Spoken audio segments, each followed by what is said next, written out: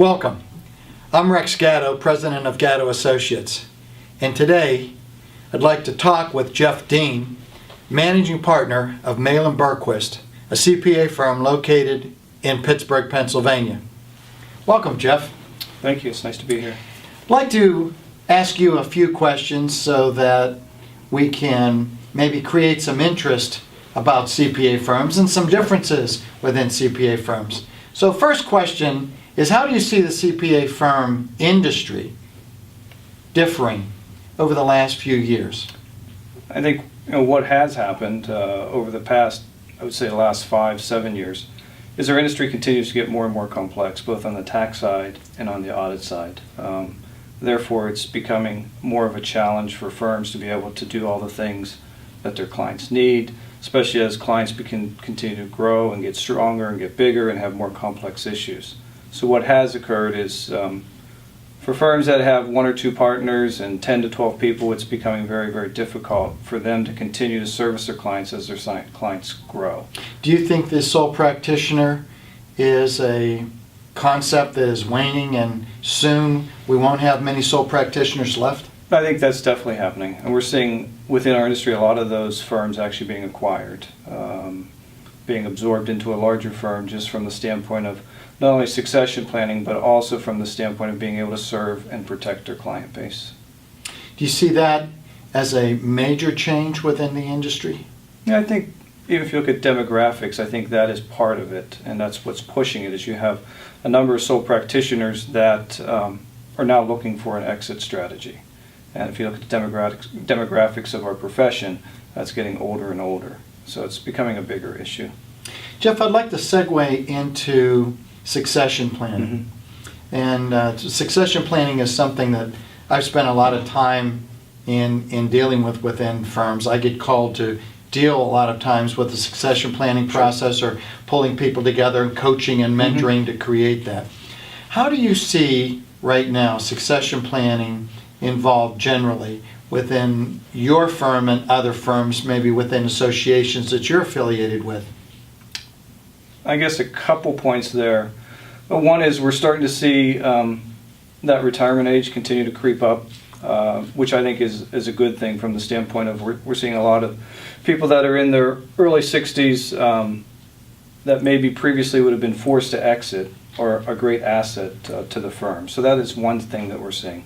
The other item that we're seeing, especially in firms such as ours, is that you can no longer have just partner clients, you have firm clients. And it's extremely important to develop relationships with your clients amongst several partners and a team of people to make that transition process go a lot smoother. I know with our firm, whenever you're retiring, you have a 2-year window. You have to give your announcement within, and in 2 years you have to transition your client base out. And you really need at least that to do that effectively and not put at harm or at risk your client base. I think that part of the change that we are seeing is that not only are we seeing that at the high end, but then one of the other aspects is, how are we getting people to join firms? What is it that your firm does to engage, if you will, the students coming out of university, so that you have the young talent needed to create your succession plan within your firm? It is important to continually be recruiting and growing your people. It's so much easier to actually take somebody from the entry level, I think, and raise them up in your firm so they're used to your culture, they've been developed in your culture, they know what your firm is like. The other thing that's interesting that we're seeing is it's important that, I'd say, senior managers, but even more importantly partners, invest in the lives and in the growth of their staff, their people within their team.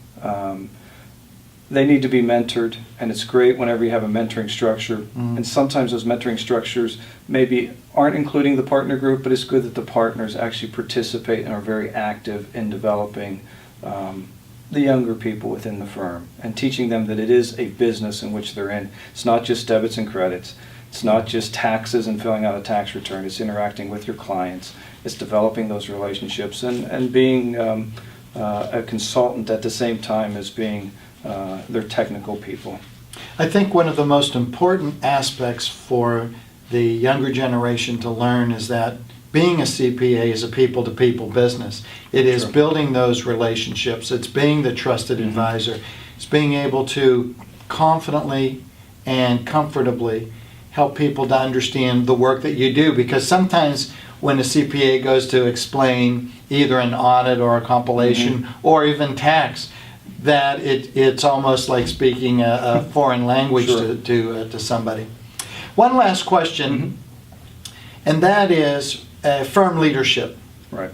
One of the things that is really separating firms today is the leadership within that firm. And I know over the last 20 years I've spent a great deal of time working with different associations in leadership development process and programs. So my question to you is, what is it that you believe needs to be done to really develop leaders so that they are effective within a CPA firm? I think if you look at our profession overall, and this is even from when I started, there's always been a heavy emphasis on bringing in new business and a heavy emphasis on being technical in nature. But what we're seeing, as you mentioned previously, is it's very much a people business, and it is developing your people, and it's also developing future leaders. So within a firm, you're going to have people, I would say, that are on two different tracks. You're going to have those people that are very technical, that will continue to grow and develop within a firm. But also you need to identify early who are your future leaders. Utilize different sorts of training. It's not all going to be technical, but it's going to be developing those soft skills, developing their ability to mentor and grow people, and identifying them early. I mean, I think it's okay to have two different groups of people within your firm, and I think you'll find out that the people themselves would understand that. One, I said last question, but I'm going to tie another question to that. And what is one suggestion that you have for firms in the development of that firm? You're put into a difficult position being a managing partner in today's world. And the reason that I say that is because we have a lot of different generations. We have the traditionalists, the boomers, Gen Xers, Gen Yers. Right. So in really dealing with all of that going on, plus we've had an economy lately that has not been friendly to people and or business. So what is one suggestion that you have in really keeping a firm tight, and that would be my word, tight and successful? Your thought? I'd probably go back to a couple things. One is it is so important for the partners themselves to be very engaged within their firm, and especially their people. That is such a crucial piece that I think slowly we've waned away from, but we're starting to see that resurface. As you mentioned, generational differences. It is interesting to see how there is, I would say, an attraction between our younger people that are coming into our firm and our older partners, because our older partners, I think, are good at teaching and developing, and it's not just all about efficiency, it's not all about the bottom line, but it's developing people throughout their series or their life within a firm. And I think that is so crucial, because we are a people business, and you need to continually be developing your talent if you want to differentiate your firm from the other firms.